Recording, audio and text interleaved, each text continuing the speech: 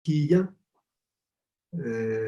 Es una cátedra que creamos en la Facultad de Comunicaciones en el 2016, una cátedra que generalmente la hemos dado a los profesores de literatura de la Universidad de Antioquia.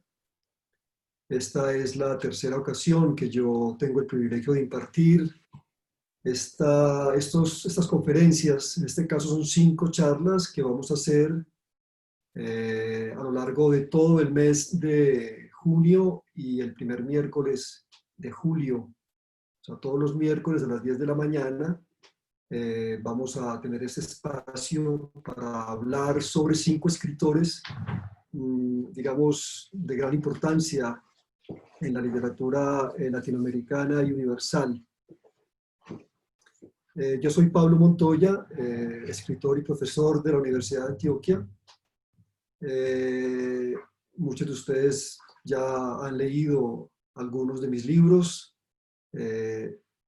Esta vez pues quiero compartirles una serie de, ¿cómo llamarlas? Como crónicas de viaje, pero que están impregnadas de reflexiones ensayísticas sobre los escritores pues, que conforman este ciclo. La idea de estas charlas o de estas conferencias es que los quiero invitar a que hagamos un viaje a la vida, a la obra y a ciertos lugares emblemáticos de los escritores Michel de Montaigne, Voltaire, Albert Camus, Alejo Carpentier y Ernesto Sábato. Entonces, la idea es que hagamos un recorrido por la vida, por la obra de esos escritores. Yo les iré presentando unas imágenes para que ustedes más o menos sigan estas consideraciones, que son consideraciones muy personales, en las que yo, digamos, trato de homenajear al escritor respectivo, pero al mismo tiempo lo confronto, polemizo con él, a veces defiendo sus posturas. Estas regresiones literarias están llenas justamente de lo que en literatura se llama la función social del escritor, porque a mí me interesa mucho no solamente indagar en las obras literarias, sino también en esos comportamientos que tuvieron los escritores frente a sus realidades, frente a sus épocas, generalmente muy turbulentas como son las épocas humanas. Entonces, la dinámica de esta primera charla, y eso será a lo largo de nuestras conferencias, de nuestras 5 conferencias, es que yo leo un texto, lo comento y al final habrá una sesión de preguntas para que ustedes formulen sus inquietudes y podamos pues como clarificarlas. Esta primera charla está dedicada a Michel de Montaigne, el gran escritor francés del siglo XVI, el creador de los ensayos que tanto bien nos ha hecho a la literatura de todos los países y de todos los tiempos. Es una charla que yo la he titulado Viaje hacia Montaigne. Entonces, voy a contarles un poco ese viaje que yo hice al castillo de Montaigne. Ese viaje lo hice más o menos hacia el 2007, hace ya varios años, y escribí un texto que es el que quiero compartirles ahora con mucho respeto, con mucho entusiasmo. Burdeos quedó atrás y las tierras del Perigord aparecieron como un eco lejano de lo que fueron en el siglo XVI. Iba por fin y así yo cumplía un sueño de mi adolescencia hacia el castillo del pequeño hombre montaña. Allí en esa morada de letras y de soledad, arquetipo de la única utopía que me satisface del todo, se habían escrito los textos más luminosos de un siglo sombrío como fue el siglo XVI, atravesado, marcado, estremecido, no solamente por las guerras de religión de Europa, sino también por las jornadas de la conquista de América. Un siglo renacentista, pero un siglo también completamente extremista.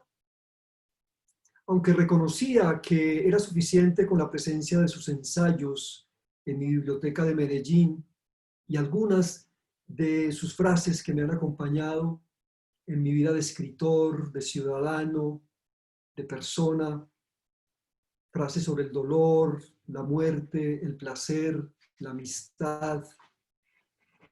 Mientras la primavera, porque era la primavera del 2007, se deslizaba más allá de la ventanilla del coche, me sentía cubierto por una suerte de entusiasmo juvenil. Y recordaba que en las coordenadas del viaje siempre ha habido un espacio para las peregrinaciones, cuyos destinos no son los dioses ni las vírgenes en este caso, sino la admiración por un hombre que nos ha enseñado a descubrir el mundo y a conocer mejor a los otros. Yo creo que eso es lo fundamental de la obra que nos ha dejado Montaigne. No solamente el descubrimiento de un mundo, sino el descubrimiento de los otros. De eso que Montaigne no lo manejó así, pero es como lo conocemos ahora, eso que denominamos la alteridad. Pensé con la distancia que requieren estas comparaciones en Juan Sebastián Bach, el compositor, atravesando a pie leguas para poder escuchar a ese maestro suyo llamado Buxtehude.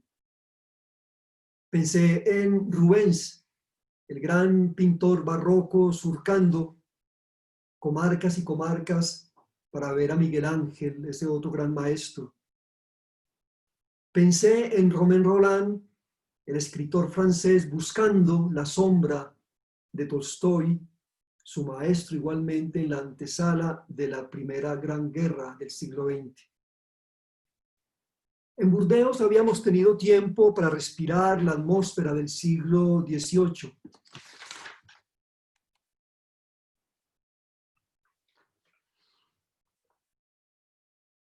Esa atmósfera acomodada a los adelantos de la modernidad. Un tranvía sosegado se hundía en las calles por donde Stendhal paseó su asombro. Burdeos, decía Stendhal en la Cartuja de Parma, es sin ninguna duda la ciudad más hermosa de Francia. En ciertas esquinas, presenciando el abrazo que prodiga el río Garona con las fachadas de la antigua aristocracia del vino, puesto que Burdeos, ustedes saben, y esta región es una región muy próspera por los viñedos que hay allí, yo comprendía algo de esa belleza única, pero sabía que estas edificaciones magníficas tenían su origen en la esclavitud, de la cual, como sabemos todos, Francia fue siempre el más exquisito e ignominioso ejemplo.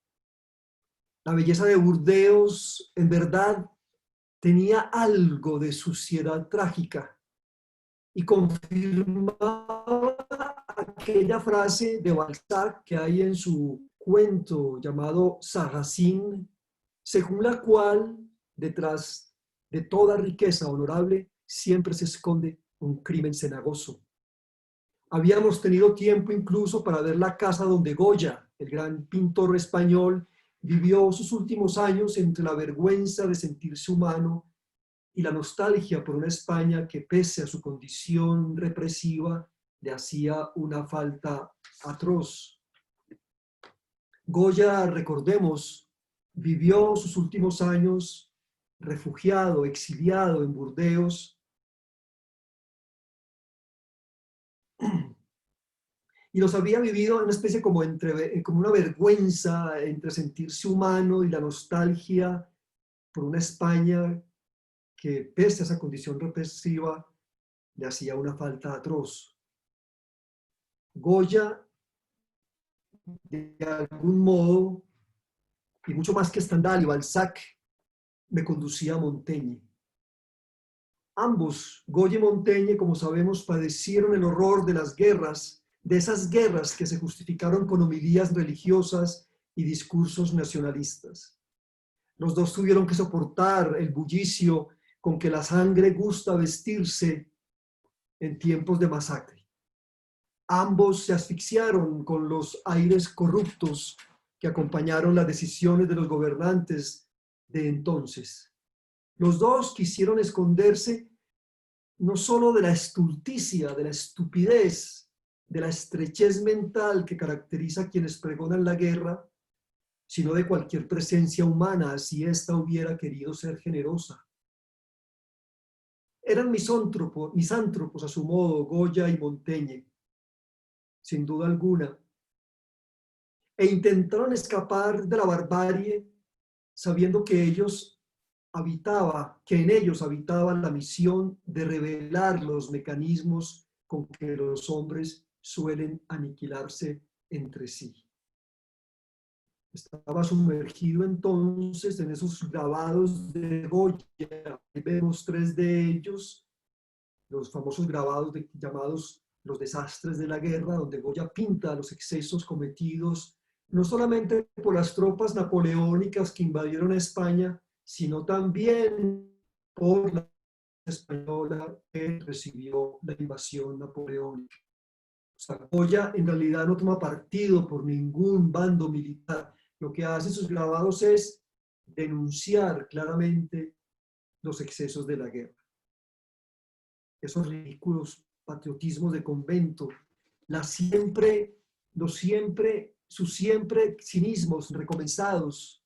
Iba yo pensando entonces en esos grabados que tanto me impresionan y que son tan importantes en la historia del arte, en el sentido de que ellos son los primeros, quizás, dentro del ámbito de la pintura, los que denuncian con fuerza ese sentido de la guerra. Iba pensando en ellos, imaginándome, recordando estos grabados cuando aparecieron los espléndidos viñedos de Saint-Émilion. Sentí un alivio que me hizo pensar en los muchos de este tipo que debió gozar Michel de Montaigne cuando dejaba atrás los oficios de la alcaldía de Burdeos, que recordemos que él fue alcalde de Burdeos, y se iba introduciendo poco a poco en sus terrenos, que eran como una entrada al complejo panorama de sí mismo. La tierra era fresca ese día de junio. Me parecía fácil comprender por qué Montaigne vio en ella, en la tierra, en la naturaleza, su mejor consuelo. De pronto se me presentó el autor de los ensayos conversando con esa naturaleza más que con los hombres. Lo vi dialogando con los amaneceres del solsticio y sus atardeceres estivales, con las noches donde el otoño, del otoño, donde chapotea con melancolía una vitalidad que pronto habrá de morir para darle entrada a la mudez del invierno. Lo vi mirando los pájaros y las arañas y concluyendo que todos los esfuerzos humanos jamás lograrán reproducir ni el nido de los unos ni la tela de las otras. Yo sabía, no obstante, que el eco de las campañas humanas jamás abandonó a este francés que, les recuerdo, era de origen hispánico. Pero si por él hubiera sido, si por Michel de Montaigne hubiera sido, se habría resuelto quizás en un retiro sin palabras. Es muy posible incluso que Montaigne hubiera querido ser uno de esos campesinos que son distantes de la reflexión.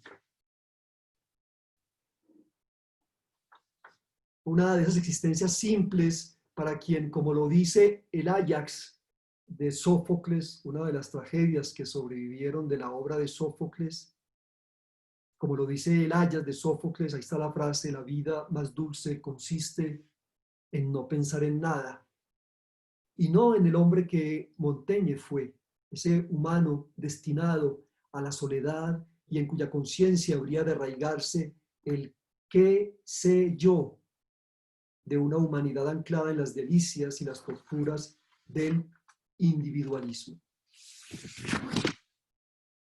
Hay un apunte de un escritor francés del siglo XX que se llama Julian Gracq, a propósito de esas guerras religiosas del siglo XVI que estremecieron tanto la vida de Michel de Montaigne, y no solamente su vida, sino todo el imaginario de la sociedad francesa y europea de aquella época.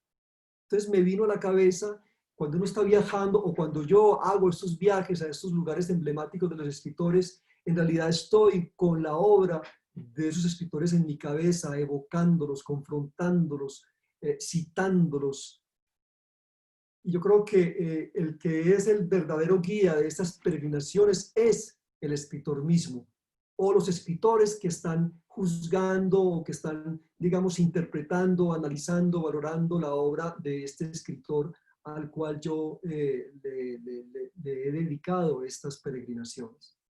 Entonces, se me vino a la cabeza un apunte de Julian Grach a propósito de las guerras de religión, cuando íbamos entrando a la localidad que se llama Saint Michel de Montaigne. Saint Michel de Montaigne, y no Michel de Montaigne, porque el pueblo no está dedicado completamente al escritor. Pues bien, Grach, en un libro que se llama Capitulares, dice que no se presenta en la literatura francesa del Renacimiento un patos épico donde se enaltezca el heroísmo de esas batallas cristianas. Recordemos que Lutero es el que propicia todo este estremecimiento social cuando él empieza a distanciarse del catolicismo y va a originar ese cisma que atraviesa toda la época. Luego va a ser Francia quien va de alguna manera a retomar estas guerras de religión que, repito, van a ensangrentar el reino, ¿no?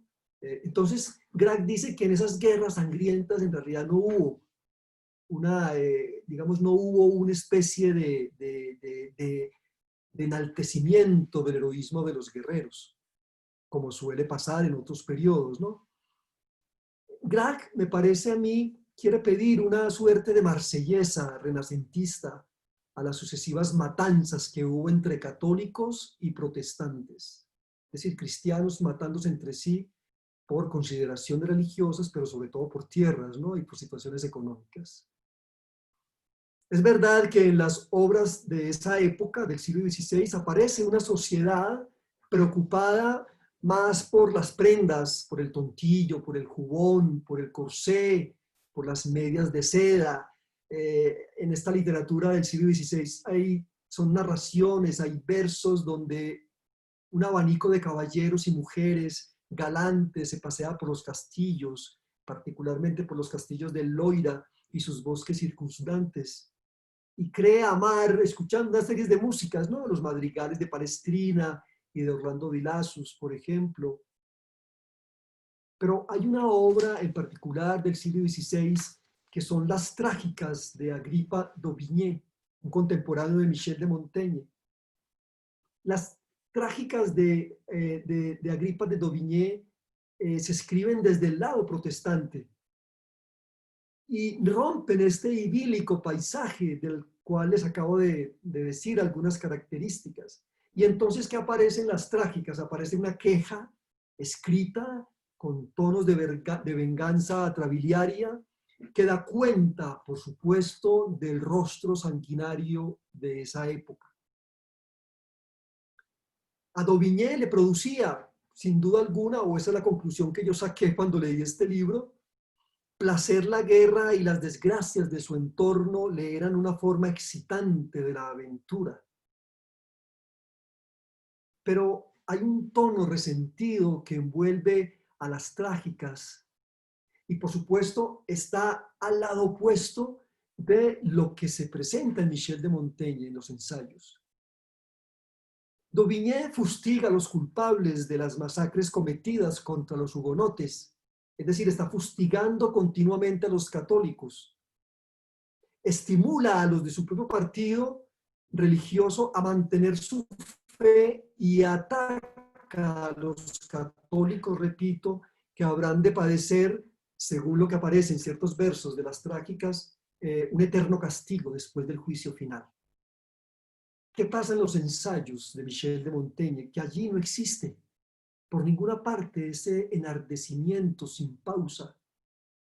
Montaigne muestra el interés por la guerra en la medida en que en ella, en la guerra, se encuentran motivos, caracteres, circunstancias que ayudan mejor a revelar la condición de los combatientes.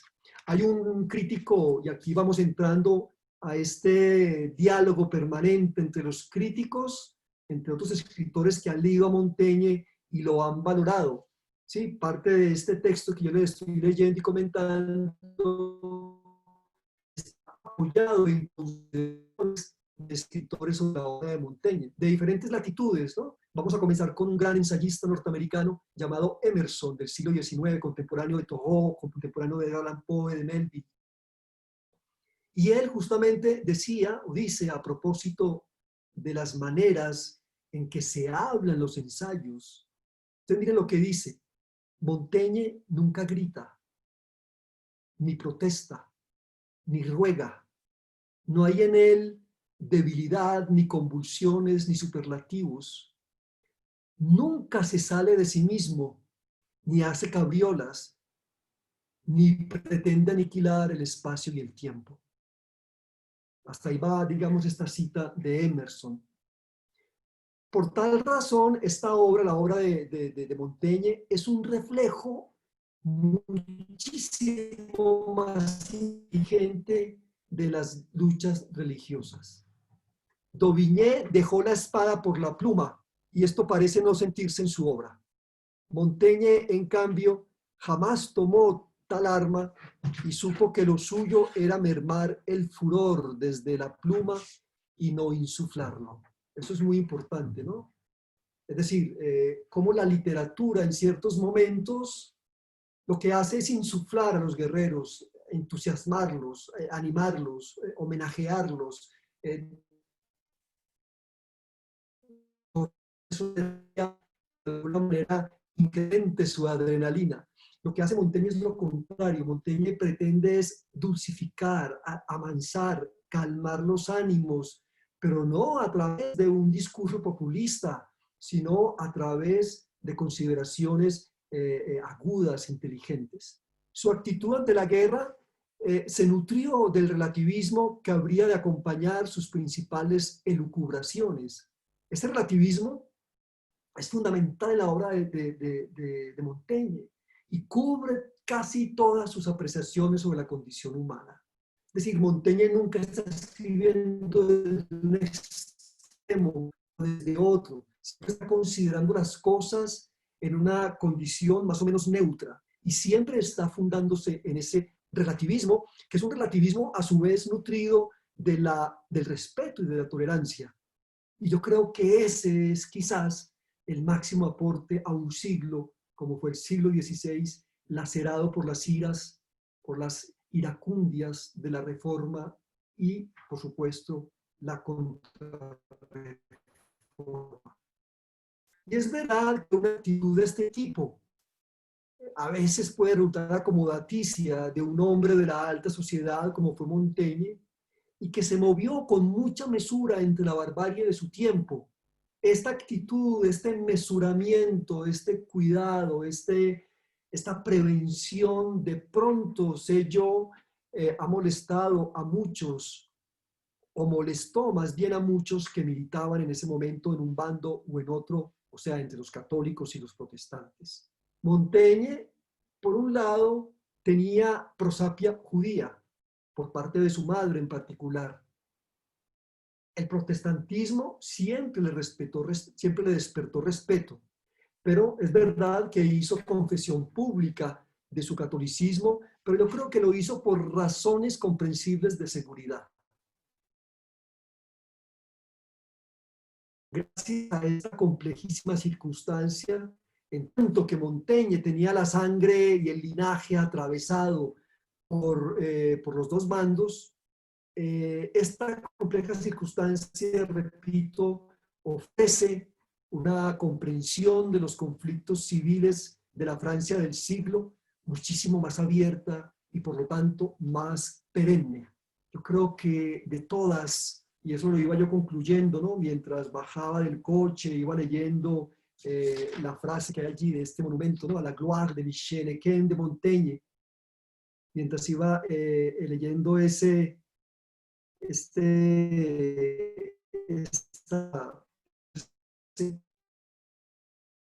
concluía que no puede haber marsellesas en épocas donde ninguno de los grupos en pelea enarbola la identidad del pueblo.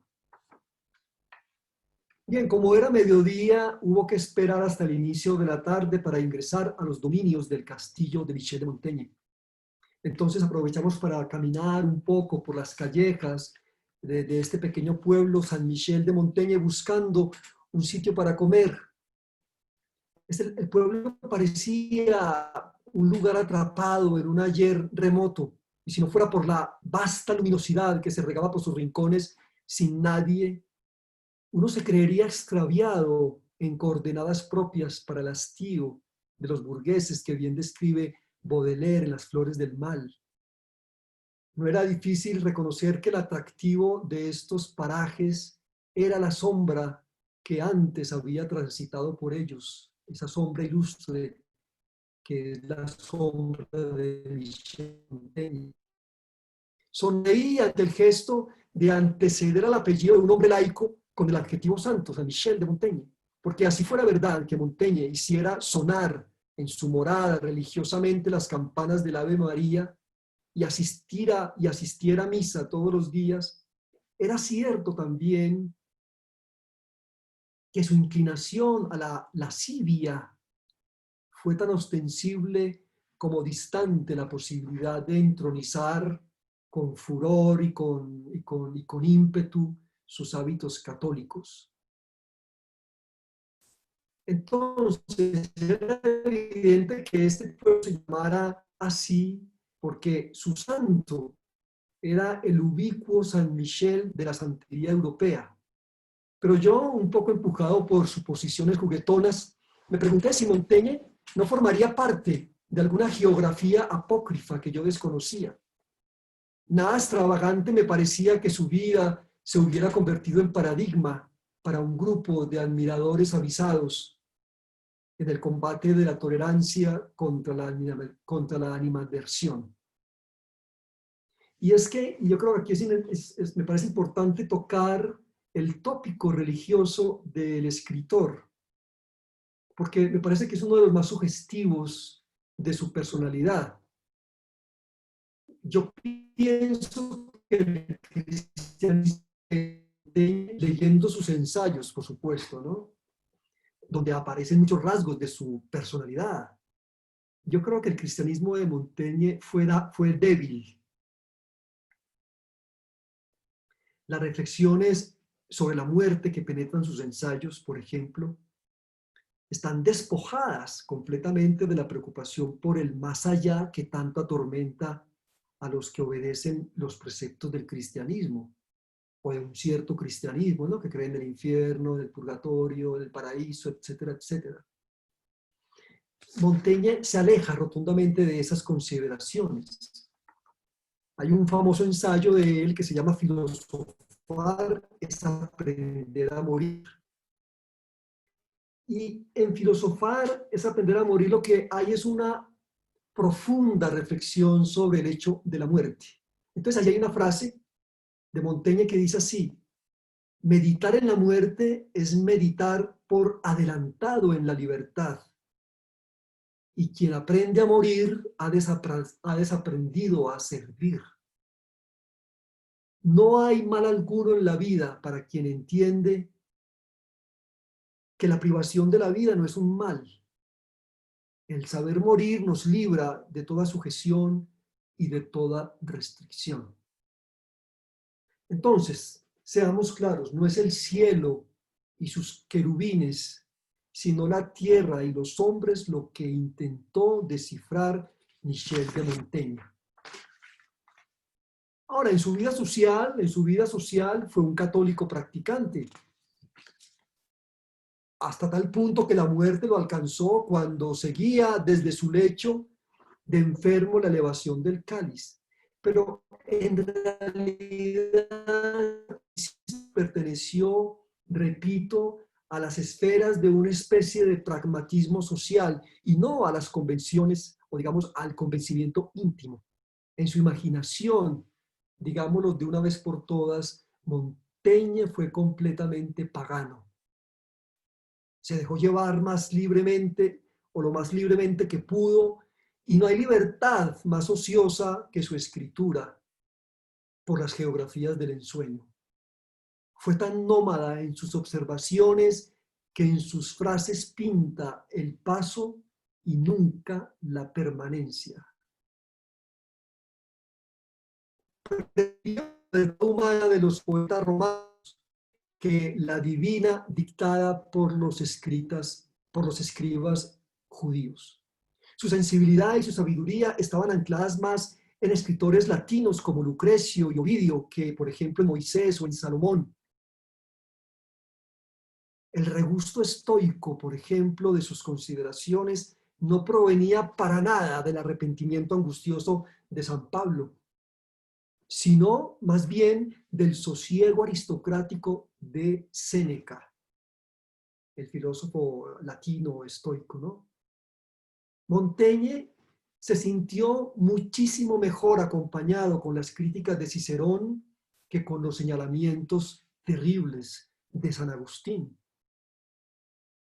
Y de entre los toques renacentistas que se pronunciaron, por ejemplo, contra los fanatismos de su época, una época, repito, llena de extremos, y ahí están como otros baluartes importantes, Erasmo de Rotterdam, Giordano Bruno, Tomás Moro, François de Rabelais. Yo creo que la de Montaigne es tal vez la voz que se escucha con más claridad en nuestros días. Finalmente, el problema de la religiosidad de los humanos, y lo dice con frecuencia Montaigne en sus ensayos, incumbe a la esfera individual y no a la colectiva.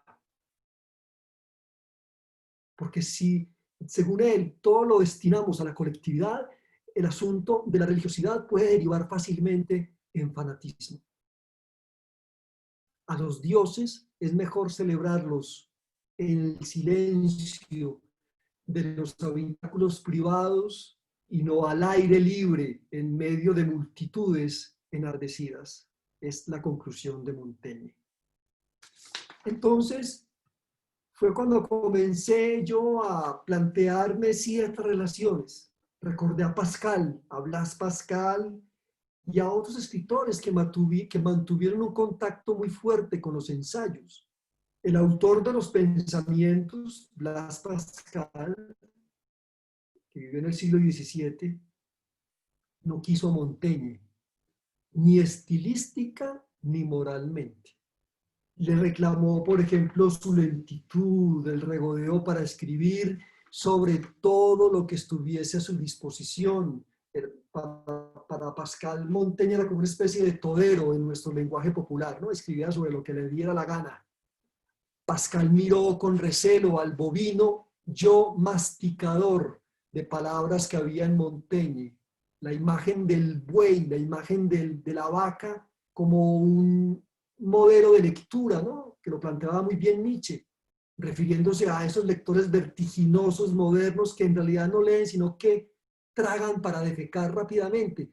A esa figura vertiginosa, rapidísima, que devora libros, que lee rápidamente, que aprende métodos de lectura para acabar un libro lo más pronto posible, se opone la imagen del lector vaca, del lector buey, del lector bovino que mastica las palabras, las digiere por sus diferentes estómagos, la vuelve a masticar, un proceso de digestión que requiere de la lentitud que tanto hemos perdido en nuestros tiempos. Pues bien, Pascal le reclamaba a Montaigne esa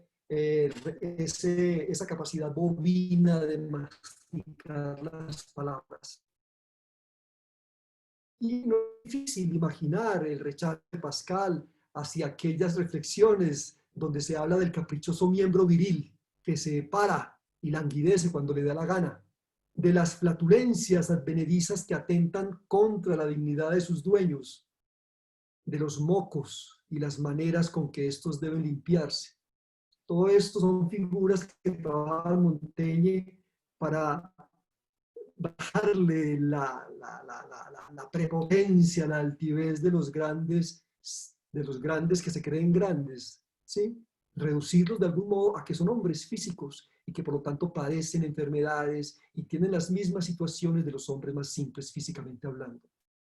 Descartes, en cambio, se nutrió, valga la pena decirlo, del escepticismo de Montaigne para liberarse un poco de él. Partió del qué sé yo del Montaigne y con una buena dosis de geometría, matemáticas y filosofía pirrónica, Descartes llegó al pienso, luego existo, que es de donde arranca nuestra arrogante e insoportable modernidad.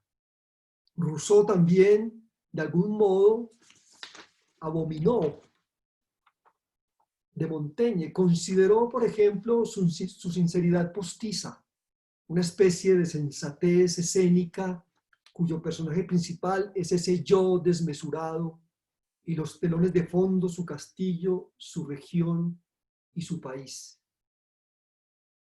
El pedagogo de ilustración que fue Jean-Jacques Rousseau previno contra el escepticismo,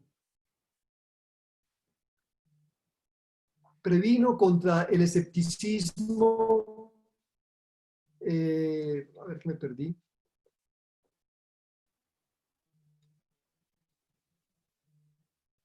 Sí, consideró su sinceridad postiza, una especie de sensatez escénica cuyo personaje principal es ese yo desmesurado y los telones de fondo, su castillo, su región y su país. Excusen mi equivocación. Retomo entonces, el pedagogo de ilustración previno contra el escepticismo de un Montaigne que se avenía soportándolas y a veces justificándolas con las inequidades sociales. En el famoso libro de Rousseau, El Emilio de la Educación, él se balanza en ristre contra el autor de los ensayos. Para Rousseau, por ejemplo, no hay un relativismo moral, que era lo que suponía Montaigne. Lo que existe, según este, son hábitos culturales diversos, pero un mismo esquema moral inherente a todos los hombres. En todo caso, la relación entre ambos pensadores, entre Rousseau y Montaigne, es conflictiva, ¿no? Sin embargo, los dos coinciden, por ejemplo, en la importancia que tiene la educación del niño en cualquier proyecto social de educación. Al decir que no es un alma, ni es un cuerpo lo que se educa, sino un hombre, Montaigne despliega enteramente su humanismo pedagógico. El centro de su enseñanza es muy sencillo, pero siempre peligroso para los reaccionarios sistemas educativos de todos los tiempos. ¿Cuál es su base primordial? Dejar que el niño se forme a sí mismo, que sea lo suficientemente libre como para que pueda ser.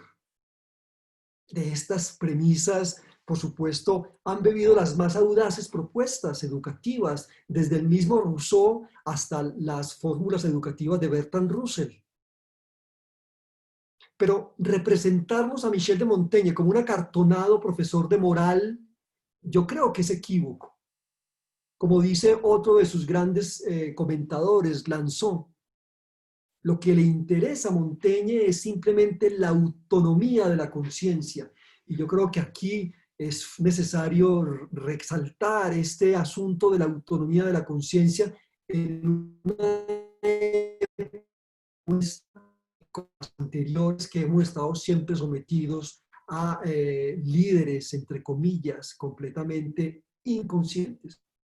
Si hay una ausencia de liderazgo en este momento que padecemos la cuarentena por el coronavirus, es justamente esa falta de autonomía de la conciencia de quienes rigen nuestros destinos. Son títeres, son marionetas, son seres arrogantes, llenos de consideraciones xenófobas, racistas, misóginas.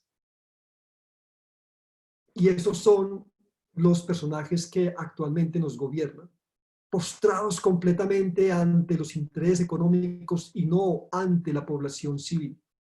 Les interesa el dinero y no el hombre. Una conciencia donde predomine no solo la imaginación y el entusiasmo, sino también y sobre todo la razón y la voluntad. En fin, Montaigne dice lo indispensable en un pequeño ensayo que él escribió que se llama De la educación de los niños.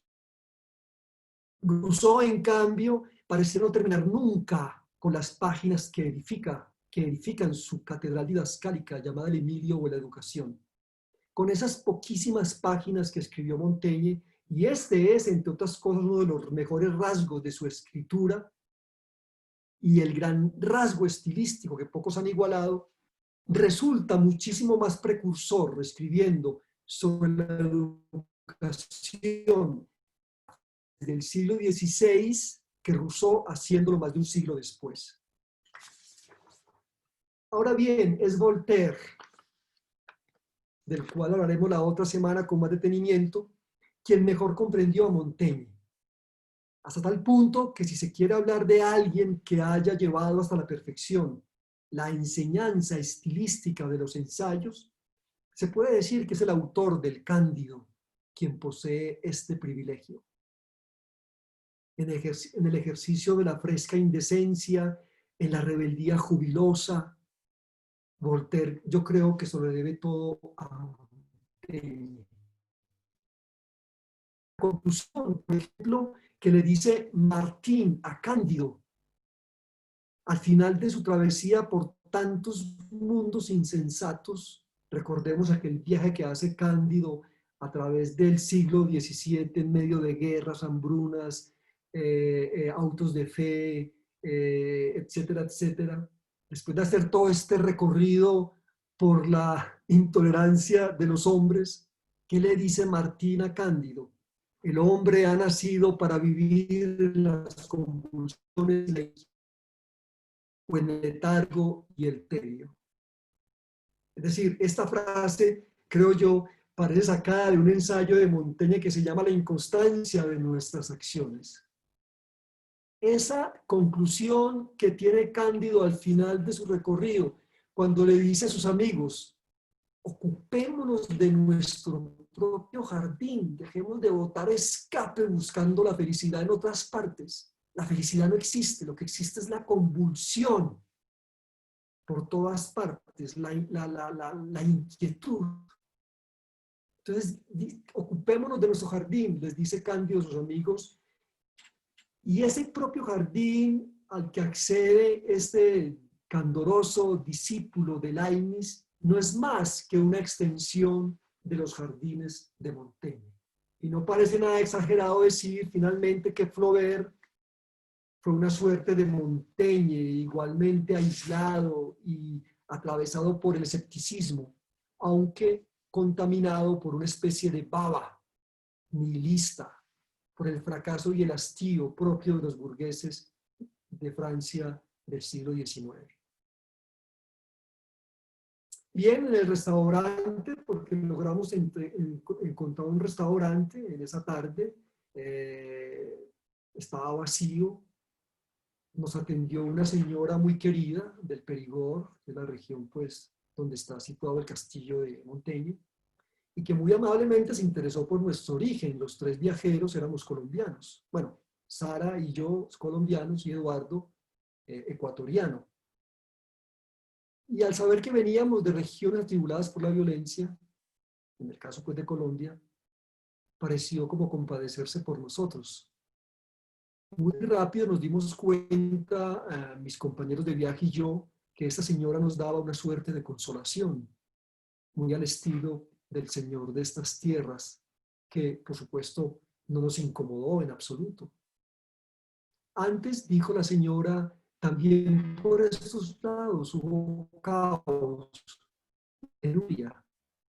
Ninguno de nosotros preguntó la exactitud de ese antes y el tipo de desórdenes a que se refería la dueña del restaurante. Si hablaba de los duros tiempos en los que la peste y las convulsiones cristianas lo asolaron todo, o de los días de la Segunda Guerra Mundial, donde una buena parte de los franceses de bien eran eficaces colaboracionistas, o si era una de esas crisis económicas en las que los paisanos de Montaigne creen estar siempre sumergidos. Comimos en todo caso pastel de arenque y terminamos con un vino extraído de las cavas del castillo que veníamos a visitar. Después nos percataríamos de que la morada del escritor goza de un andamiaje especial, postales, afiches, libros, vinos como el que ustedes ven allí, que es un excelente vino, Chateau Michel de Montaigne y Bergerac, porcelanas, lápices, separadores dedicados al autor de los ensayos. Con alusiones a la guerra colombiana, porque vivíamos en aquel entonces una guerra que muchos, como ustedes saben, se han dedicado a negarla. Guerra que le narramos a la señora del restaurante porque ella era inquieta y su atención merecía una explicación. Imaginé uno de esos insentidos propios de la cultura. Supuse que un buen libro de cabecera para nuestros guerreros más reconocidos de aquellos años, el presidente Álvaro Uribe, el guerrero Tiro Fijo y el paramilitar Mancuso, eran los ensayos. ¿Ustedes imaginan estos señores leyendo los ensayos? De hecho, alguna vez yo había visto una fotografía del presidente François Mitterrand con un Montaigne de la Pléyade en sus manos cuando hacía campaña para uno de sus periodos gubernamentales. Si un líder socialista lo había leído y lo promulgaba como un libro de cabecera para sus faenas políticas, incluso si Enrique IV, que quizás fue menos culto y cosmopolita que Mitterrand, lo tenía como su consejero permanente en medio de las turbulencias de aquel entonces, ¿por qué, me preguntaba yo, los grandes reformadores sociales de Colombia no podían consultarlo? La pregunta quedó flotando en el patio donde el sol nos caía como una grata caricia. Mis amigos, Sara y Eduardo, me miraron como si yo estuviera desbarrando. Pero para mantener sin máculas nuestro sibaritismo, que ese día era compacto y limpio, cambiamos de tema y brindamos por un Montaigne que pudiera estar lo más alejado posible de los intemperantes de toda la haya. Sin embargo, yo reconocí que este brindis no correspondía del todo a la vida y a la obra de Michel de Montaigne. ¿Por qué? Porque es usual representarse en estas esferas de su acción como a un hombre distante de las colectividades en conflicto y solo cubiertas por la indiferencia y el egoísmo. Es decir, un Michel de Montaigne indiferente, egoísta, ocupándose de su ego, de su yo, y lo demás no le interesaba demasiado. Y de hecho así lo leyeron, por ejemplo, algunos historiadores del siglo XIX francés. Michelet, Jules Michelet lo lee así, ¿sí? Y muchos otros románticos, como alguien que gemía por las contrariedades del mundo desde una amargura de retirado achacoso. Pero yo no pienso lo mismo. Yo creo que cuando uno lee los ensayos de Montaigne, lo que se respira allí es uno de los humanismos más abiertos y cosmopolitas en la historia de todas las civilizaciones. No se olvide que en una época en que todos los gentiles hombres, como era Michel de Montaigne, mantenían sus castillos cerrados y vigilados por temor a las guerras, Montaigne dejó abiertas las puertas y siempre recibió a los visitantes. En todo caso, para una inteligencia como la suya, las sentencias de sexto empírico, por ejemplo, como aquella que dice, no decido nada, no puedo comprender. A todo razonamiento se opone otro igual. Esto puede ser o no puede ser. Es mejor que suspenda mi juicio. Tenían mucho de sabiduría estas apreciaciones para Montaigne. Pero a esos tres energúmenos dirigentes colombianos, ¿qué podrían ofrecerle estas sentencias?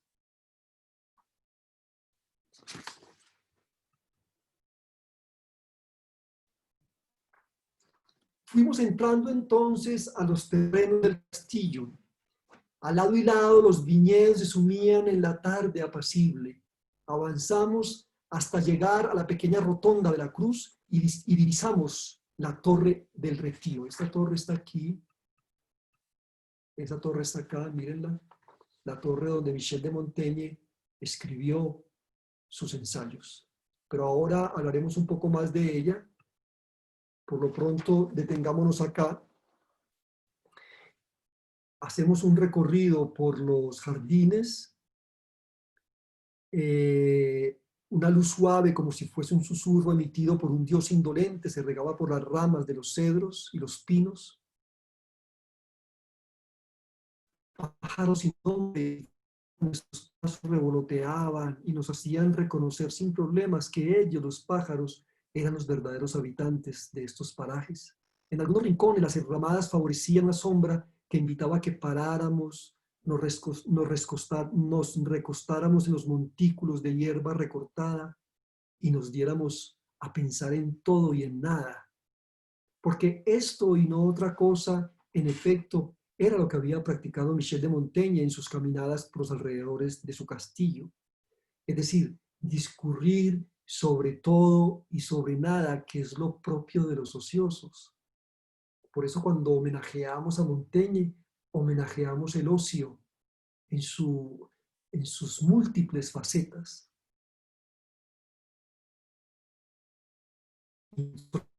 Pueden escribir ensayos como los que escribió Michel de Montaigne, los que no están sometidos a la férula del tiempo, los que creen que deambular pensando en todo y en nada es la mejor manera de sentirse vivo. Es decir, perseguir, como más tarde lo haría Gerard de Nerval, imágenes inacibles que constituyen, como todos sabemos, el centro de las fantasías. Pasamos por el parterre de los tréboles y luego alcanzamos el mirador. Había una banca y desde allí contemplamos el valle del Lidoira, amplio, de un verde refulgente, inteligentemente domesticado. A lo lejos vimos el castillo de Monteculó, que había sido del hermano menor de Montaigne, y un poco más a la izquierda las ruinas de la morada señorial de los condes de Foix-Candale, hugonotes, valga la pena de recordarlo, poderosos y cultos, que formaban parte de los amigos queridos del escritor. El paso de los jardines de Montaigne me hizo sentir con fuerza el carácter epicúreo de muchas de sus consideraciones. Hablemos de esas consideraciones para que tengamos una cabal comprensión de Michel de Montaigne. Montaigne, por ejemplo, prefería 1000 veces el goce al martirio. Reconocía que el contorno inolvidable de la existencia era el placer, no desbordado, pero sí medido con dosis ondeantes de una languidez sin orillas. Aunque sé que no se puede desdeñar la frugalidad a la que lo empujó su enfermedad de la piedra, es decir, sus cálculos renales, y también sus frecuentes males intestinales. De sus lectores críticos, quizás el más irreverente fue André Gide. André Gide escribió un prólogo a sus ensayos donde habla de una supuesta homosexualidad de Michel de Montaigne, sobre todo muy propia de esta personalidad, como era la de André Gide, que veía homosexuales un poco por todas partes, las partes cultas, digámoslo así. Pero él se basa, André Gide, para hablar o para suponer esta homosexualidad en el famoso ensayo, uno de los más preciosos, en efecto, de Michel de Montaigne, que se llama De la amistad. Allí hay un vínculo afectivo memorable entre Michel de Montaigne y su gran amigo Lavoisier.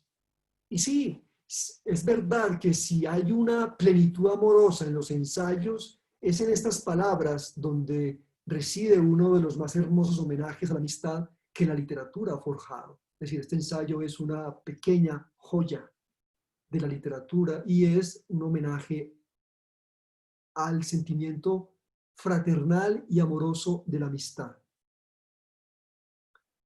Previsible por lo demás es el hecho de que el psicoanálisis se haya topado allí con una inquietante versión del Eros. Y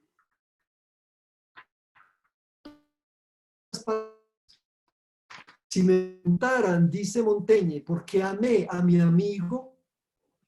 Contestaré del único modo que ello puede expresarse, porque él era él y yo era yo.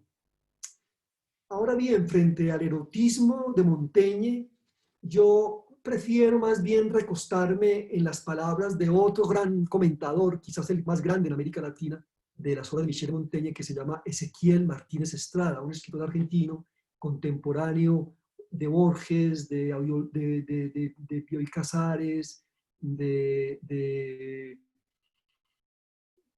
Ernesto Sábato y de Julio Cortázar. Ezequiel Martínez Estrada explica que este erotismo de Montaigne se reviste de una verdad trascendental con rasgos de divinidad omnipotente, omnisciente y omnívora. Verdad de la que hablaron, como sabemos, Empédocles, Epicuro, Lucrecio, y que Montaigne, siglos después, se encargó de susurrar esa verdad amorosa, erótica, fraternal, en estos jardines que íbamos recorriendo.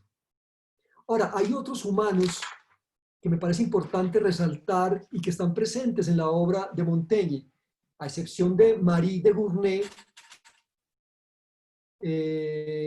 Los otros humanos que son los ensayos, a excepción de Marie de Gournay y de Lavoisier, que está aquí, Etienne de Lavoisier, el escritor de Discurso de la servidumbre humana, los otros humanos languidecen, se oscurecen, si los comparamos con estos dos. Es verdad que a su padre Montaigne lo admira y le agradece los esfuerzos que hizo por darle la educación más esmerada.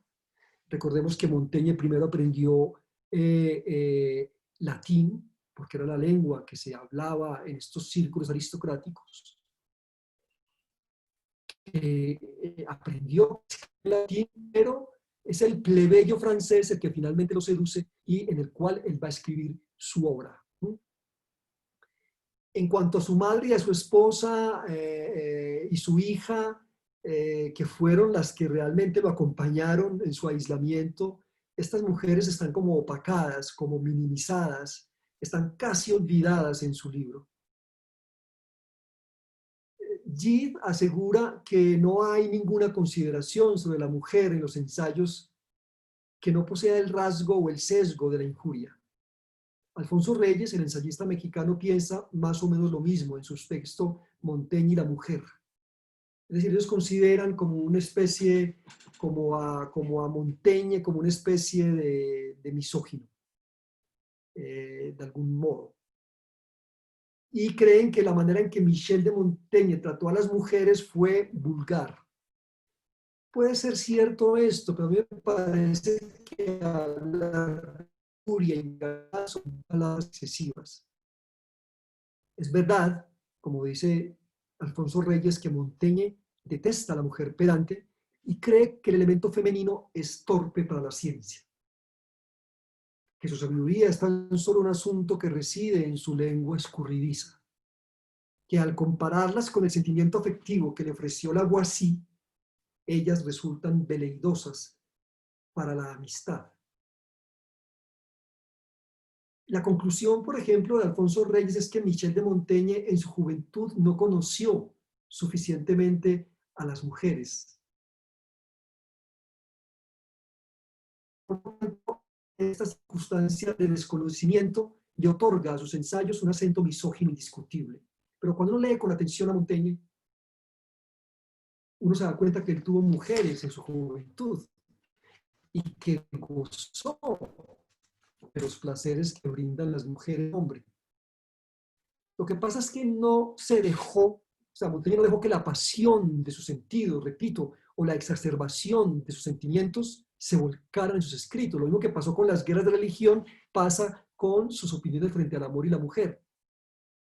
Reyes, entonces, como si le estuviera pidiéndoles peras al olmo, busca relatos amatorios y perfiles de Celestinas Galas en los ensayos y termina reprochándole al ensayista admirado su mayor encanto, es decir, ese escepticismo que actúa como un antídoto eficaz contra los delicios del corazón.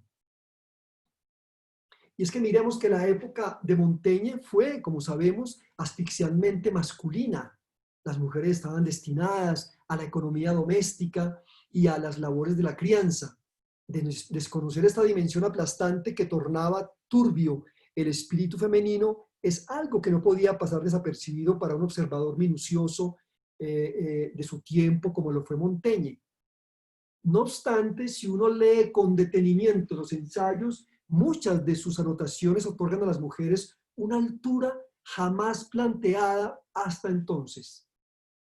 Michel de Montaigne pensaba, por ejemplo, que la gran diferencia entre las mujeres y los hombres simplemente reside en la educación impartida. Formular esto en el siglo de una contrarreforma católica completamente y ferozmente misógina es toda una osadía que señala en dónde se instalan las inequidades sexistas. No hay modelos de amor humano más valerosos que aquellos descritos por Montaigne cuando se refiere, para citar solo un ejemplo entre varios, a las mujeres de una localidad llamada Weinsberg, en un ensayo titulado Por medios diversos se llega a un fin semejante. Ellas, esas mujeres de Weinsberg, son las únicas a las que se les respeta la vida y todos los hombres serán pasados por las armas en el sitio que les inflige Conrado III en 1140. Las mujeres reciben la orden de que salven de sus casas todo lo que sobre sus cuerpos puedan cargar. ¿Y saben qué hacen las mujeres de Weinsberg? Salen con sus hijos y sus esposos sobre las espaldas. Y viéndolo bien, su relación con la señorita Gournay, Marie de Gournay, ayudará mucho a que su obra proponga en el siglo XVII una defensa de los ideales claramente feministas. A mí entonces me basta pues evocar las palabras que Montaigne escribió a su hija de alianza. Estas frases: envuelto en mi soledad y mi retiro, la considero como una de las mejores prendas de mi ser. Nadie más que ella, Marie de Gournay, existe en el mundo para mí. Y yo prefiero entonces apoyarme en esas frases para no despeñarme por ese odio a lo femenino que algunos críticos ven en Montaigne. Por fin entramos a la torre. Lo primero que me sorprendió fue el tamaño de los marcos de las puertas, todas las que comunican con los diversos aposentos, la capilla, la alcoba, la biblioteca, deben sortearse con cuidado para no darse de topes con los dinteles. Yo ya sabía que Montaigne no era ni siquiera mediano. Dice él: soy de talla algo inferior a la media, defecto que no solo implica fealdad, sino desventaja. Eso lo dice en un ensayo que se llama De la presunción, que es donde aparecen en serie sus defectos físicos y sus defectos también, temperamentales. Sin embargo, el alcance de ese engorro, de esa construcción hecha a la medida de un hombre bajito, la comprendí muy bien, o lo percibí muy bien cuando íbamos subiendo por la torre y pasábamos de una habitación a otra, ¿sí? Extraña constatación esta, ¿no les parece?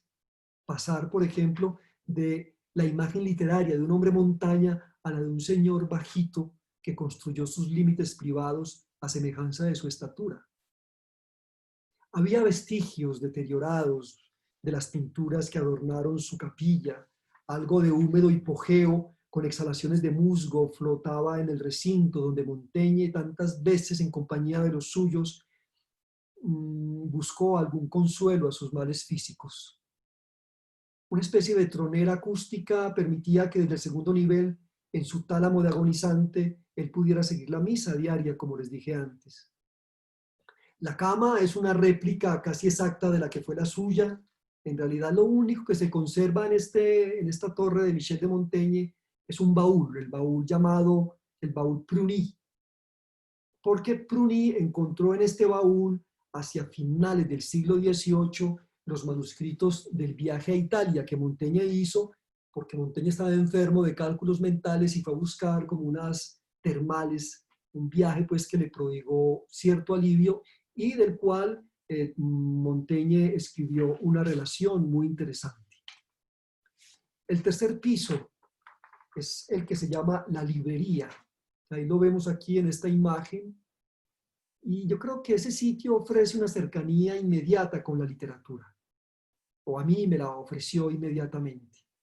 Ahí está la suprema impronta de Montaigne, el apasionado de las letras, el lector gozoso, el escritor para quien la materia de los ensayos era su ser fugitivo. A pesar de todo lo que uno ve, a pesar de que todo lo que uno ve sea apenas una opaca huella de lo que realmente fue, la librería despliega con intensidad el encanto de la creación literaria. Ella es un espacio de ecos y resonancias. Un libro donde se ha tallado en piedra o en madera la palabra duda. Ya en este sector no está la gran biblioteca de Montaigne, conformada aproximadamente por 1000 ejemplares. Esta biblioteca se diseminó después y hoy muchos de esos libros se encuentran en las bibliotecas privadas y estatales del mundo.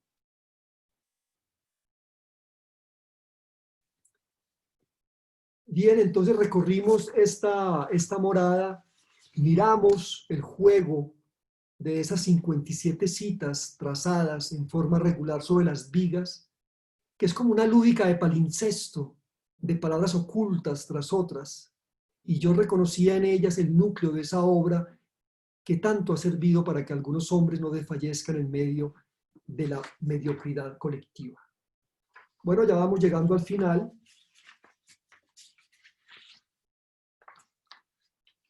Cuando íbamos saliendo en Torres de la Torre, nos preguntamos si los escritores de allá, de América Latina, cómo ven a Michel de Montaigne. La pregunta, digamos, podría plantearse también de otro modo. ¿Qué buscamos los latinoamericanos en Montaigne? Es evidente que cada quien, como ustedes saben, acude a los grandes libros según su propia brújula. Es verdad que hemos leído a Montaigne presionados por el papel que el intelectual ocupa en las sociedades occidentales. Nos sumergimos inquietos por las maneras en que el individualismo ha evolucionado lúdico, lúcido y ofuscado, a partir de esa frase dicha por él, por Montaigne: yo soy la verdad. Pero acudimos también a Michel de Montaigne porque nos interesa conocer su posición y la de los europeos sobre los otros, es decir, sobre nosotros. Y yo creo que la lectura de los ensayos siempre prodiga una suerte de consuelo estoico. Y ahí está la famosa frase de Montaigne que utiliza Porfirio Barba Jacob en la canción de la vida profunda, ese gran poema que escribió Barba Jacob y que nosotros aprendemos en las escuelas, los colegios, universidades de Colombia. El hombre es cosa vana, variable y ondeante. Y es una paradoja curiosa, por lo demás, imaginar a este poeta colombiano, el hombre que parecía un caballo, inclinado a todas las perdiciones, apoyándose en la mirada tranquila del escritor francés. Pero igualmente Montaigne señala posturas adecuadas, propone rumbos increíbles para el siglo XVI, que, como les dije, fue un siglo renacentista y extremista. Una transparencia intelectual que creo deberíamos o merece ser leída por todos los ciudadanos de América. Frente a la relación entre Europa y el Nuevo Mundo, sus reflexiones siguen siendo de una actualidad indiscutible. Para este hombre, para Montaigne, retirado en su propiedad, no existían bárbaros, por ejemplo. Donde la civilización europea veía salvajes que era necesario cristianizar, Montaigne apreciaba otras formas de cultura válidas y dignas de respeto. Donde los otros buscaban y encontraban centros y periferias y toda la gama de hierros que suscita este tipo de interpretación, Montaigne proponía mesura en el acercamiento y, una vez más, matizo, relativismo en los conceptos. Entonces lo que funda, Montaigne es la palabra alteridad. Él fue uno de los poquísimos europeos que no fue racista en un tiempo en que en toda Europa practicó este hábito mental hasta el paroxismo. Él tiene dos ensayos interesantísimos y vitales para entender su posición frente a la conquista de América, hecha por los españoles. Esos ensayos se llaman De los caníbales y de los coches, que son un paradigma esclarecedor de cómo Europa debió acercarse al continente recién descubierto. Es decir, para Montaigne no había que cristianizar a los indígenas, había que respetar sus maneras culturales. En ese sentido, Montaigne, cuando dice, llamamos barbarie lo que no entra en nuestros usos, con esta frase y con su posición, repito, frente al descubrimiento del otro indígena, Montaigne se perfila como una especie de padre de la antropología, de la etnología, del mejor multiculturalismo que han practicado algunos en las sociedades occidentales. Los jóvenes franceses de la década del 60 del siglo XX modelaron su espíritu anticolonialista y su comprensión de los otros con la lectura de los ensayos de Montaigne. Entonces Montaigne circula por gran parte de los escritores del siglo XX. Alejo Carpentier, al escribir su cuento Semejante a la noche, donde se comparan las conquistas de una España católica y cerril a las que propone una Francia humanista, modelada por algunas ideas condensadas de los coches. Del mismo modo, Montaigne está presente claramente en una novela de Juan José Saer que se llama El Entenado. ¿Sí? Pero lo que sí hay que considerar es que Montaigne es el que perfila realmente las bases del mejor ensayo latinoamericano. Los mejores ensayistas de América Latina han bebido en este escritor. El gran ensayo escrito en nuestras letras, de nuestras tierras, desde Baldomero Sanincano hasta Octavio Paz, muy poco le debe a España y a su espíritu burocrático, politiquero y confesional. En cambio, todo, la ironía, el humor, los matices epicúreos, el escepticismo, la crítica literaria y el estilo fundado en el yo, ha sido Montaigne quien nos lo ha otorgado.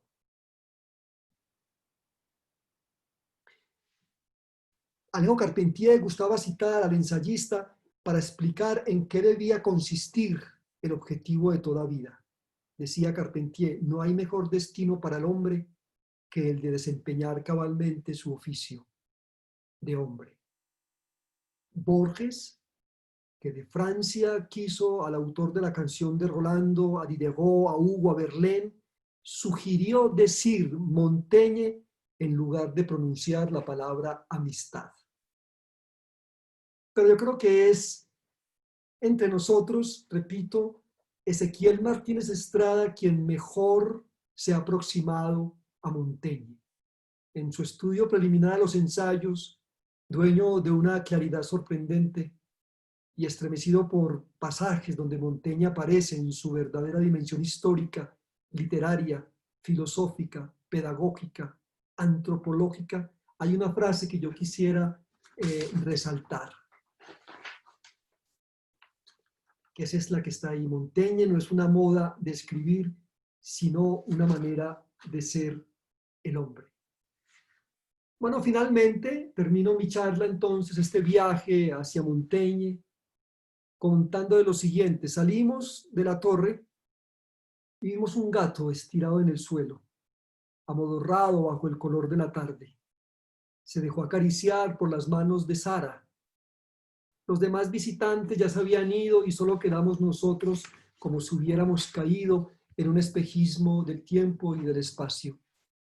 Porque hubo una especie de incremento en los resplandores de la luz. Algunos grillos sintieron la fisura climática y aumentaron el tono de sus voces. Nada se movía en el ámbito del castillo y sus alrededores. Los árboles acentuaron el brillo del verde primaveral. El tiempo pareció detenerse y un amplio silencio devoró los pocos sonidos que se percibían. Miré hacia la puerta de la torre y vi que estaba entreabierta. La sombra de Montaigne se prolongó bajo el dintel. Vi al hombre como si estuviera buscando algo. Era de escaso pelo, de ralos bigotes y barba en forma de perilla. Toda su vestimenta era negra. Los calzones, las medias, las zapatillas, el cuello de encajes y su capa. En jornadas así recordé Montaigne vestía ese color que junto al blanco eran los que prefería para los trajes. El gato se desperezó todavía más y se incorporó. Montaigne no pidió excusas, pero sí sonrió con displicencia cuando pasó por entre nosotros. Parecía decirnos que siguiéramos gozando el sosiego de la tarde. Tomó el gato entre sus manos y se fue rumbo a los jardines. Alcancé a notar que enredaba sus dedos en el pelo suave del animal y supuse que iba diciéndole al oído, feliz de estar al lado de él: ya sabes que no sé nada, que no sabré nada, que no soy apto para el saber. Bueno, muchas gracias. Estas son las preguntas. Estas son las, digamos, las consideraciones. Perdón, ahora vamos a las preguntas si las hay. Eh,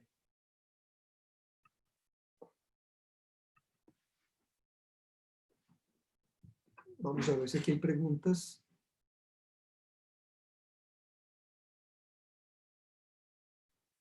Bueno, aquí me saludan desde Santa Fe de Antioquia. Luisa María Rendón, muchas gracias.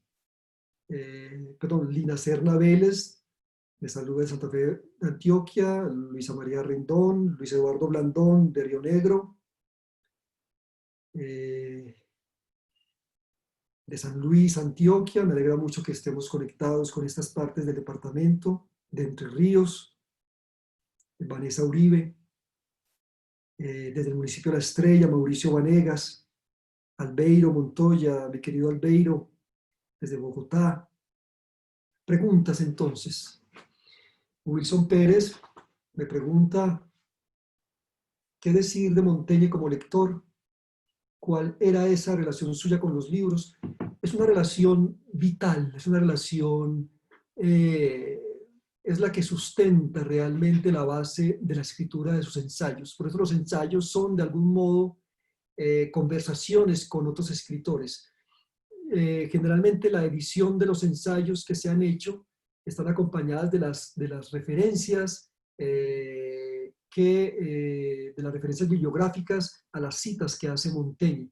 La versión que yo tengo de los ensayos de Montaigne en francés está, por supuesto, llena de estas referencias y se da uno cuenta lo que decía en la charla que, digamos, la frecuentación que tenía Montaigne no solamente con los libros de la antigüedad griega y latina, porque leía a los griegos y a los latinos, los leyó intensamente, dialogó continuamente con ellos, sino también que tenía un gran conocimiento de la literatura que se estaba escribiendo en ese momento. Entonces, digamos que las referencias literarias de libros que hace Montaigne y sus ensayos están de alguna manera, oscilan entre la antigüedad grecolatina y el Renacimiento, sea italiano, francés o inclusive español, aunque en menor medida, ¿no? Digo español porque Montaigne, cuando le escribió los ensayos dedicados a la conquista de América, de los coches y de los caníbales, sus referencias principales son los cronistas de Indias, ¿no? Particularmente. López de Gomara, por ejemplo, fue un gran lector de López de Gomara, de Fernández de Oviedo, si no estoy mal, y por eso su discusión no leyó a Bartolomé de las Casas, por ejemplo, no hay referencia a ese libelo, entre comillas, de Bartolomé de las Casas, llamado La brevísima destrucción de las Indias, pero sí leyó a López de Gomara y leyó las crónicas que los españoles hicieron sobre la conquista, sobre todo de las Antillas y de América Central. Entonces, fue un gran lector y yo creo que los ensayos están sustentados en esa copiosa experiencia que Michel de Montaigne tuvo como lector. Bien, aquí hay un montón de preguntas. Bueno, está la de Wilson Pérez. Aleteia Club de Filosofía, muy interesante mostrar la relación de Montaigne con sus contemporáneos. Bueno, es una pregunta, es un comentario. Bueno, son comentarios más que todo. Dice Felipe Ortiz Vanegas. En el ensayo de los caníbales puede verse un ejercicio de alteridad con respecto a los pueblos americanos y un desprecio a la barbarie suscitada por las guerras de religión en Francia. Las obras de Théodore de Brie y de François Dubois pudieron tener influencia en esta postura de alteridad de Montaigne. A mi parecer, no hay gran diferencia en cuanto a barbarie se trata entre los grabados de caníbales americanos y la masacre de San Bartolomé, representada por Dubois. A ver, yo no sé hasta qué punto, o sea, no podría decir, asegurar que Montaigne conoció los grabados de Théodore de Brie. Es muy posible porque el mercado, digamos, los clientes de los libros que imprimió, tradujo, ilustró, grabó Théodore de Brie, el público era la aristocracia, no solamente protestante, sino católica culta de, digamos, de la Europa de entonces. Entonces es muy posible que Montaigne hubiese recibido libros editados y publicados por Théodore de Brie en Frankfurt, pero no hay una referencia a ellos en sus ensayos. Sin embargo, sí hay una gran correspondencia, como usted lo dice, entre la mirada a la conquista americana como un ejemplo de barbarie que hace de Brie en sus libros, sobre todo cuando ilustra la brevísima destrucción de las Indias, y en los ensayos pues, de coches y de caníbales que escribe Montaigne. Yo creo que hay una denuncia muy clara de lo que se está haciendo, no solamente, como usted lo plantea, en la conquista de América, sino también lo que hacen los católicos contra los protestantes en Europa. De hecho, hay una teoría y una hipótesis que se plantea mucho frente a esta comunicación entre guerras de religión y conquistas de América, en el sentido en que los protestantes sí veían en los indígenas masacrados por los católicos españoles como hermanos en el martirio.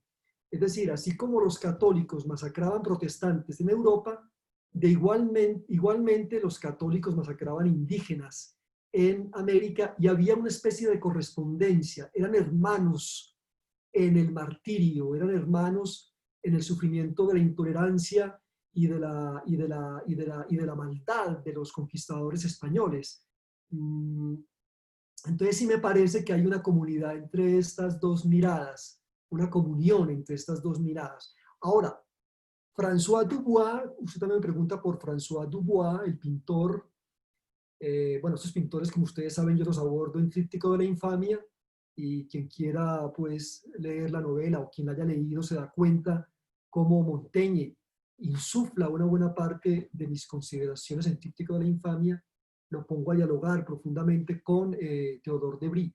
Pero Dubois, lo que pasa con François Dubois es que a Dubois no lo conoce nadie en su momento. Digamos, su obra de la masacre de San Bartolomé no es conocida en el contexto, digamos, del siglo XVI, ni tampoco es conocida en el contexto del siglo XVII. Solamente en el siglo XIX cuando se comienzan a interesar en ese testimonio que dejó François Dubois, que de hecho mucha gente pensó que pertenecía a este único cuadro que sobrevivió de la obra de François Dubois a otro pintor, a Antoine Caron, que es un pintor del siglo XVI que pintó alegorías de masacres, etcétera, etcétera. Solamente en el siglo XIX es que logran darle la identidad verdadera al cuadro de François Dubois.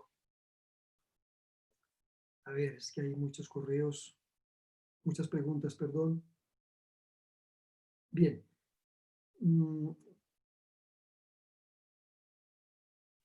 Verónica Guzmán Monsalve, Humanismo después de la peste. ¿Lograrán estos tiempos superar los antiguos? Ojalá.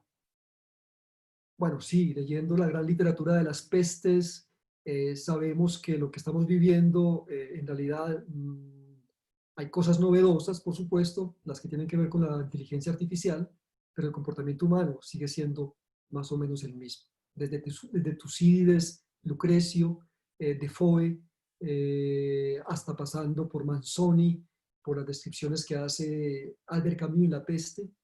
Solamente es con la solidaridad humana que estas grandes crisis pueden superarse.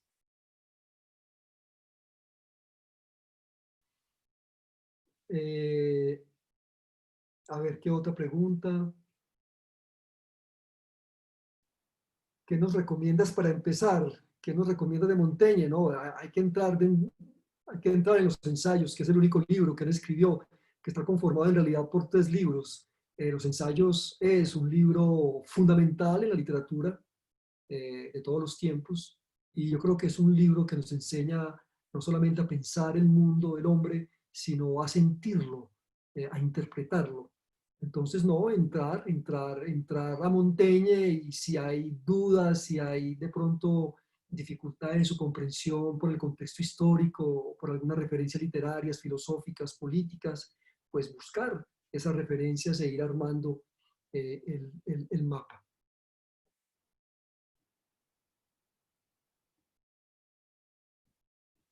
Bien, aquí me felicitan, muchas gracias, muy amables por su apoyo. Eh, Pregunta de Mauricio Vanegas Gil. ¿Cuál es la grandeza en la escritura de ensayos de Montaigne que le asignan un lugar como referente en la escritura de este género? Bueno, creo que la acabé de explicar. Bueno, Montaigne tiene, digamos, tiene aspectos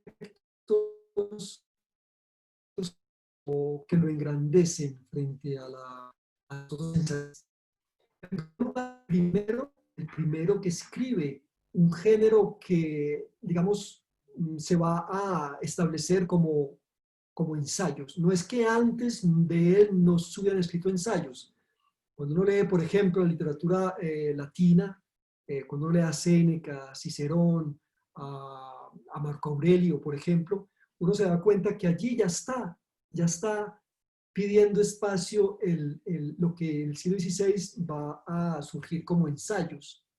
Lo que pasa es que lo que sucede en Michel de Montaigne es que hay varios aspectos que lo singularizan. En primer lugar, él propone la palabra ensayos, intentos, son aproximaciones, o sea, no hay ningún acento de imposición de mi posición frente a determinado tema.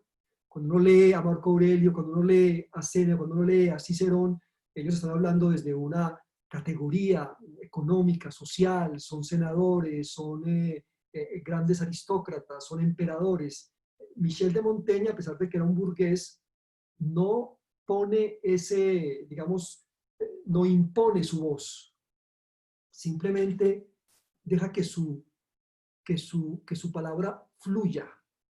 Y el tema de sus ensayos es el mismo, es el ser fugitivo de Montaigne, que por los milagros de la escritura literaria resultó siendo el ser fugitivo de todos los hombres, ¿no? Porque todos nos sentimos reflejados de alguna manera u otra en él. Otro de los factores de la grandeza de Montaigne es su estilo. Él escribe en un francés, él, Rabelais, son los primeros que, bueno, François Villon ya había escrito sus poemas en un francés muy primero, pero son prácticamente Montaigne y Rabelais los que en el siglo XVI elevan la categoría del francés a una, a una lengua literaria. Entonces, es el estilo y la manera en que se escribe. La otra faceta, esa mezcla de erudición y de humor. O sea, Michel de Montaigne por momentos no se toma en serio, se burla de sí mismo, de la presunción. Es un ensayo, como le decía, donde aparecen todos sus defectos, y es una burla permanente de él de él a propósito de sí mismo.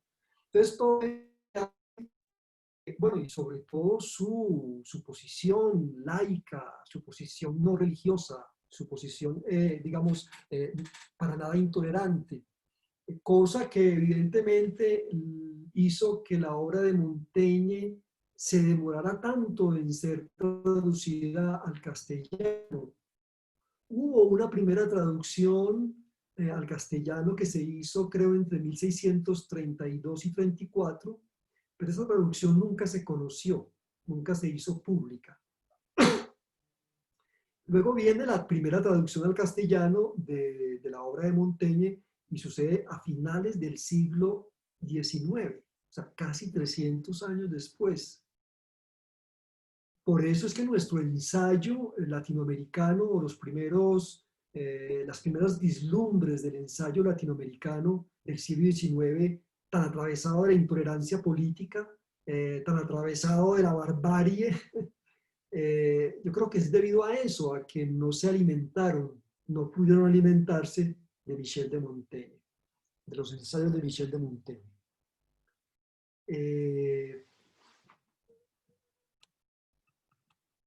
Bien, a ver qué otra pregunta hay. A ver. Influencia de Séneca, sí, lo dije ya ahora, hay muchas influencias de Séneca, de las cartas de Lucilio, de las consolaciones que escribió Séneca en los textos de Montaigne. Es uno de los escritores que él más cita, cita igualmente mucho a Plutarco, cita mucho a Epicuro. Son los estoicos, de alguna manera los epicúreos, los que van digamos, a influenciar mucho la escritura de Michel de Montaigne. Igualmente hay mucho conocimiento de Platón, pero generalmente son los latinos los que predominan y Séneca entre ellos. Muchos poetas igualmente que él cita, Ovidio lo cita varias veces, muchas veces. O sea que, repito, es uno de los escritores fundamentales.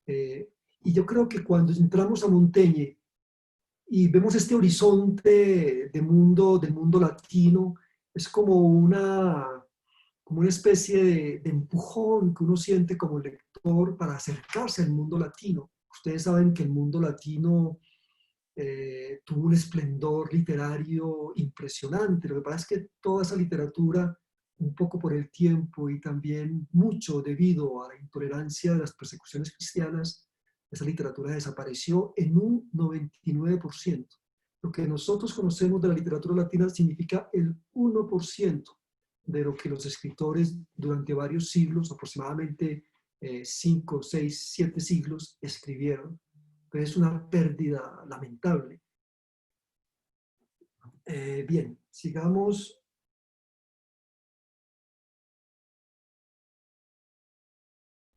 Bueno, aquí me hacen una pregunta que me corchan un poco, ¿no? Y hay que reconocer que uno como lector y escritor no puede conocerlo todo. Me preguntan sobre la relación de Deleuze con Montaigne. Yo conozco la relación de Deleuze con Kafka, por ejemplo, pero no conozco en realidad esta relación, o sea que le pido excusas al portal educativo por esta pregunta que no puedo responder. Boris Álvarez, ¿cómo crees que hubiera escrito Montaigne en la época del ensayo académico y de las normas APA? No creo que se hubiera burlado de ellas, por supuesto, ¿no?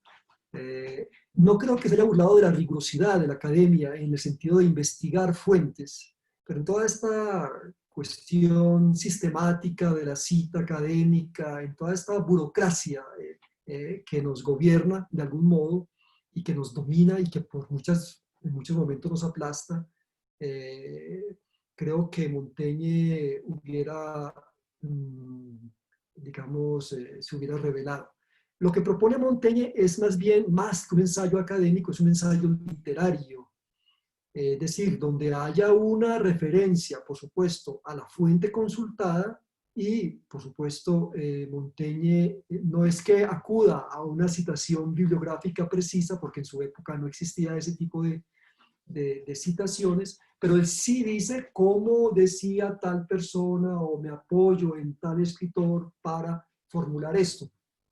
Pero lo que predomina en el ensayo de Montaigne es la factura literaria, es decir, es una preocupación por el estilo, lo que muchas veces o generalmente no pasa en el ensayo académico. El ensayo académico está sujeto a una serie de fórmulas y de reglas y que si no se cumplen, pues no hay aprobación y punto, ¿no? Y si no hay aprobación, no hay ayuda de conciencia, no hay ayuda de la institución universitaria determinada, entonces hay que someterse a esas camisas de fuerza. Lo que me parece a mí es que en el ámbito universitario deben convivir las diferentes formas del ensayo, el ensayo académico, el ensayo científico, el ensayo literario, deben convivir y deben nutrirse entre ellas. Y quien practique una de estas escrituras no debe ser mal visto. Si lo hace bien, antes debe aplaudírsele finalmente por este tipo digamos, de expresión escrita. Eh, ¿Podrías hablar, me dice Luz Mariela López, sobre en qué época de su vida Montaigne escribió sobre sus lecturas para el buen vivir y el buen morir? Bueno, la escritura de los ensayos abarcan más o menos casi la madurez de la obra de Montaigne. A ver, ¿qué pasa con Montaigne y con Lavoisier? Lavoisier, que era realmente el genio, que era el inteligente, que era el que iba a escribir la gran obra, pero que desafortunadamente murió muy joven. Ante este diálogo que se interrumpe entre estas dos personalidades, entre Etienne de Lavoisier y Michel de Montaigne, y ante la pérdida del ser querido, Michel de Montaigne, y eso lo dice claramente en el texto dedicado a Lavoisier, que también hace parte de los ensayos, Michel de Montaigne decide escribir esa obra que su amigo no pudo escribir. Entonces muere Lavoisier, Montaigne va a cumplir 30 años y a partir de allí, hasta que muere, Montaigne no es un hombre que muere en la ancianidad, muere cuando tiene como 50 y tantos años. Entonces, todo este periodo es el que le va a dedicar a la escritura. Él tiene un cargo de alcalde de Burdeos, en el que logra, digamos, organizar un poco su localidad de Burdeos, pero luego él decide retirarse, ¿no? Decide retirarse y dedicarse a escribir los ensayos. Los ensayos en realidad están llenos de muchas consideraciones sobre el buen vivir y sobre la muerte, ¿no? Sobre la muerte hay consideraciones impresionantes, ¿no? Que están distribuidas a lo largo de sus ensayos. A ver, ¿qué otra pregunta hay?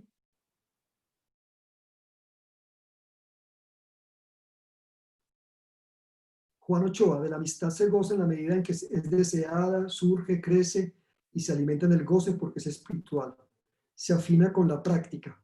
Sí, yo creo que esta es digamos, en lo que precisa Michel de Montaigne. Es decir, yo no sé, leyendo el texto de la amistad, yo no sé dónde Gide encontró una clara manifestación de la homosexualidad.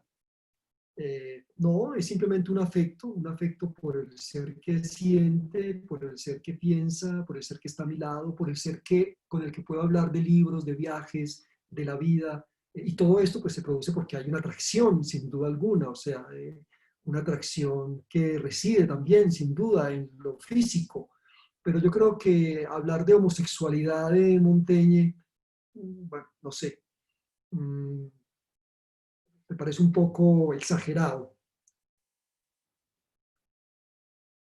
Económicamente vivió de su obra. Bueno, yo creo que no, yo creo que no. Michel de Montaigne no vivió de sus libros en absoluto. Él hizo una primera edición de los ensayos, luego hizo una segunda edición en vida que aumentó con su tercer libro sobre todo, porque los ensayos están conformados por 3 libros. Y estos libros eran pequeños tirajes y que él se los enviaba pues a sus personas más cercanas. Luego es Marie de Gournay la que se va a encargar de hacer una edición muchísimo más pulida y un poco comentada de los ensayos. Y bueno, va a empezar ese recorrido pues que sabemos, pero no hay ninguna ganancia. Él era un hombre de la aristocracia y vivía de sus tierras, digámoslo así. Bueno, dicen que vayamos cerrando.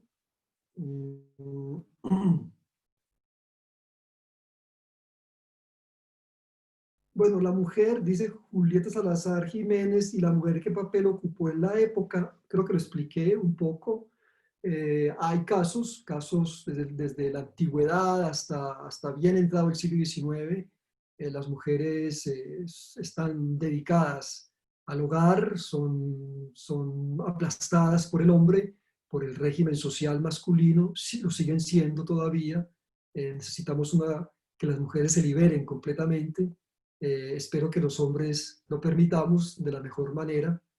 Mm, pero la mujer, como lo dije en la lectura, la mujer, claro, estaba encargada del hogar, no podía acceder a los círculos de conocimiento. Digamos que la mujer, entre otras cosas, esa fue una de las cosas que perdió mucho, digamos, el paso de Roma al cristianismo. El papel que ocupaban las mujeres en la antigua Roma era muchísimo más activo que el de habrían de ocupar en las sociedades medievales cristianas. Las mujeres romanas, las mujeres romanas, es decir, las que eran libertas o las que eran ciudadanas, tenían un papel primordial en el desenvolvimiento de la sociedad romana, cosa que lo poquito que se logró recuperar, lo poquito que logró perdurar la condición femenina en Roma, pasa al cristianismo y es lo que hace que en el medioevo surjan ciertas mujeres inteligentes, activas, completamente independientes, conscientes pues de su presencia en la sociedad. Pero esto es un camino que tarda muchos siglos para que la mujer se consolide como una presencia muchísimo más activa en las sociedades machistas que hemos construido los hombres, los seres humanos desde hace muchos siglos, ¿no? Bueno.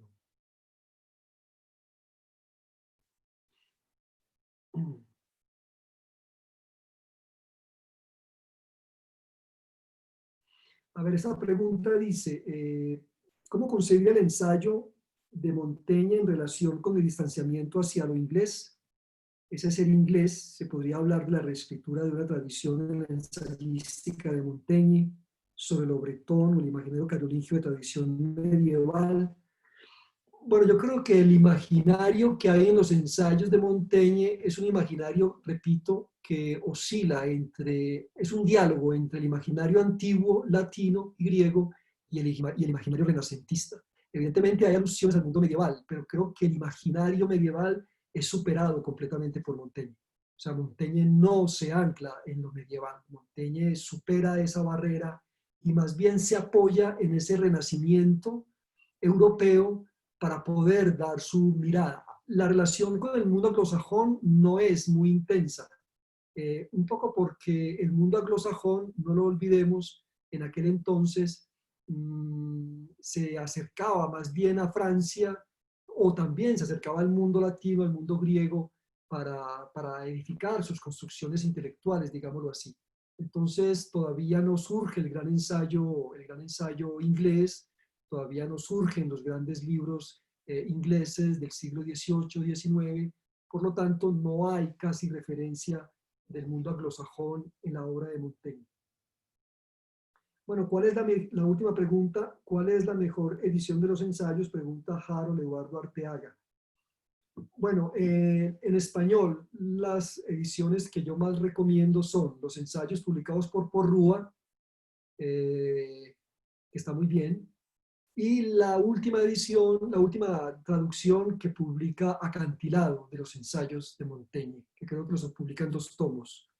Yo creo que esas son las 2 últimas ediciones y creo que la ventaja de la de Porrúa es que los ensayos de Porrúa están traducidos por latinoamericanos. Entonces se reduce un poco todo ese vocabulario propio del castellano español. Pero la traducción de Acantilado es moderna y creo que es quizás la más recomendable. Bueno, les agradezco mucho pues su curiosidad, sus preguntas, su atención. Les deseo lo mejor en estos días difíciles del confinamiento.